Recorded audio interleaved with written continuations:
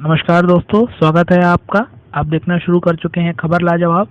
भारत चीन सीमा पर मचे विवाद के बीच देश में चाइनीज प्रोडक्ट को बायकॉट की मांग जोरों से चल रही है। इस बीच लोगों का यह भी कहना है कि हमें चाइनीज कंपनियों से सारे संबंध तोड़ लेने चाहिए। इस मामले पर अब इंडियन क्रिकेट बोर्ड बीसीसीआई का बयान भी आ गया है। बोर्ड के ट्रेजरर अरुण धूमल ने कहा है कि बीसीसीआई अगली बार से अपनी स्पॉन्सरशिप पॉलिसी पर विचार करने के लिए तैयार है। हालांकि उन्होंने साफ किया कि वो आईपीएल की टाइटल स्पॉन्सर वीवो को हटाने का कोई प्लान नहीं बना रहे हैं। धूमल ने कहा है कि वीवो से पैसा आ रहा है और इससे भारतीय अर्थव्यवस्था मजबूत हो रही है। उन्होंने कहा कि चाइनीज कंपनियों द्वारा आईपीएल जैसे इवेंट स्पॉन्सर करने से भारत का ही फायदा है। अब जानते हैं कि इससे भारत का फायदा कैसे है। वीवो के साथ हुई डील के मुताबिक बीसीसीआई को चाइनीज कंपनी से हर साल 440 करोड़ रुपए मिलते हैं। धूमल ने इस बारे में पीटीआई से कहा कि जब आप भावुकता से बात करते हैं तो तार्किकता पीछे रह जाती है। हमें चाइनीज कंपनी को चाइनीज फायदे के लिए सपोर्ट करने और चाइनीज कंपनी की मदद से भारत को सपोर्ट करने के बीच का अंतर समझना होगा। जब भी हम चाइनीज कंपनियों को भारत में उनका सामान बेचने की अनुमति देते हैं तो वे भारतीय ग्राहकों से जो भी पैसा ले रहे हैं उसका कुछ हिस्सा बीसीसीआई को दे रहे हैं। उस पैसे पर बोर्ड 42% टैक्स भारत सरकार को देता है, इसलिए इससे भारत का ही फायदा है, चीन का नहीं।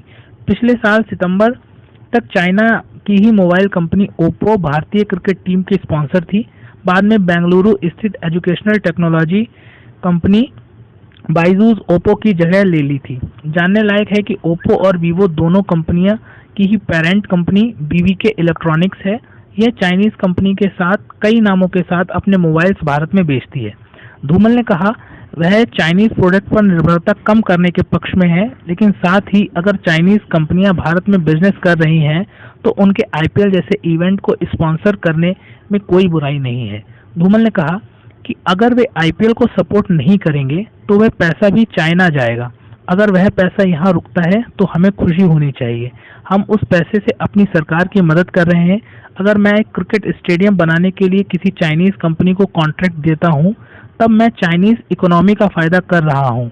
गुजरात क्रिकेट एसोसिएशन जीसीए ने मोटेरा में दुनिया का सबसे बड़ा क्रिकेट स्टेडियम बनाया है और उसका कॉन्ट्रैक्ट एक भारतीय कंपनी एलएनटी को दिया गया था। पूरे देश में हजारों करोड़ लगाकर क्रिकेट से जुड़ा इंफ्रास्ट्रक्चर बनाया गया, लेकिन इससे जुड़ा एक भी कॉन्ट्रैक्ट हमने चाइनीज कंपनी को नहीं दिया।